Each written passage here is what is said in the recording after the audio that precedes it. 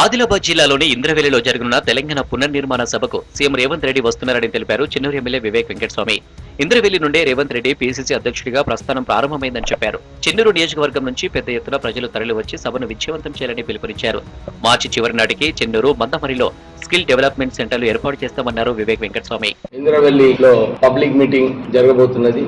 ఈ public meeting కేవలం వారు ముఖ్యమంత్రి అయిన తర్వాత ఫస్ట్ టైం టీపీసీసీ ప్రెసిడెంట్ అయినప్పుడు ఇంద్రవెల్లి నుంచి వారి ప్రస్థానం ప్రారంభించారు. అలాగే ఈసారి కూడా ముఖ్యమంత్రి అయిన తర్వాత ఇంద్రవెల్లి నుంచే ప్రజలతో కలుస్తానని చెప్పి ఇంద్రవెల్లి నుంచి రేపు మీటింగ్ పెట్టుకోవడం జరిగింది.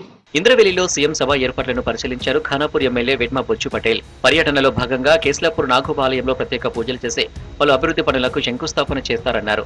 ఇంద్రవెల్లి సభా వేదికగా లోక్సభ ఎన్నికల ప్రచారాన్ని సీఎం ప్రారంభిస్తారని తెలిపారు. అభివృద్ధికి సంబంధించిన పనులన్నిటి గౌరవ ముఖ్యమంత్రి వారు ఇనాగ్రేషన్ చేయబోతున్నారు. గతంలో చెప్పినట్టు మాట ఇంద్రవెల్లి అమరుల స్తూపాన్ని స్మృతివనంగా తీర్చిదిద్దామని చెప్పడం అనేది జరిగింది. దానికి ₹1 కేటాయించడం జరిగింది. దాంతో పాటు ఇక్కడ అమరులైన కుటుంబాలందరికీ కూడా ఇంటి స్థలాలతో పాటు వాళ్ళకి ఇంద్రమైన్లు, ఊట్నూరులో టీ హబ్ కేంద్రంగా హాస్పిటల్ ఆల్రెడీ కంప్లీట్ అయింది. దాన్ని ఇనాగ్రేషన్ చేయబోతున్నారు. నాగబోట్ టెంపుల్ సంబంధించిన డెవలప్మెంట్స్ కోసం ₹1 అదేవిధంగా మిగతా డెవలప్మెంట్ యాక్టివిటీస్ మీద రేపు ప్రారంభించబోతున్నారు. గురుకుల కళాశాలకు ఇనాగ్రేషన్ చేయబోతున్నారు. రాష్ట్రంలో కేసీఆర్ మాయమాటలు నమ్మే స్థితిలో ప్రజలు లేరన్నారు కాంగ్రెస్ పార్టీ నాయకుడు తీన్మార్ మల్లన్న. నరేంద్ర మోదీ, కేసీఆర్ మధ్య ఎన్నో చీకటి ఒప్పందాలు ఉన్నాయని ఆరోపించారు.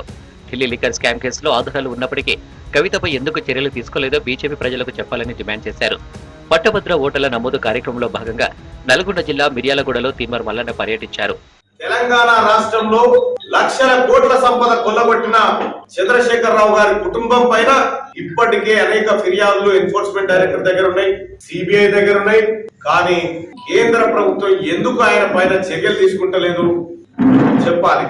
నరేంద్ర మోడీ గారు, కేసీఆర్ ఇద్దరు చీకట్లో ఒకే ముంగడి కప్పుకొని మాట్లాడుకునేటువంటి వ్యక్తులని ఇప్పటికే తెలంగాణ సమాజానికి, దేశ ప్రజలకు కూడా అర్థమైంది. గాంధీ భవన్ లో ఎంపీ సీట్ల ఆశావాహుల దరఖాస్తులు కొనసాగుతున్నాయి. మహబూబ్ నగర్ ఎంపీ సీటు కోసం సీతా దయాకర్ రెడ్డి, భువనగిరి సీటు కోసం చామల కిరణ్ కుమార్ రెడ్డి, ఖమ్మం సీటు కోసం భట్టి సతీమణి నందిని దరఖాస్తు చేసుకున్నారు.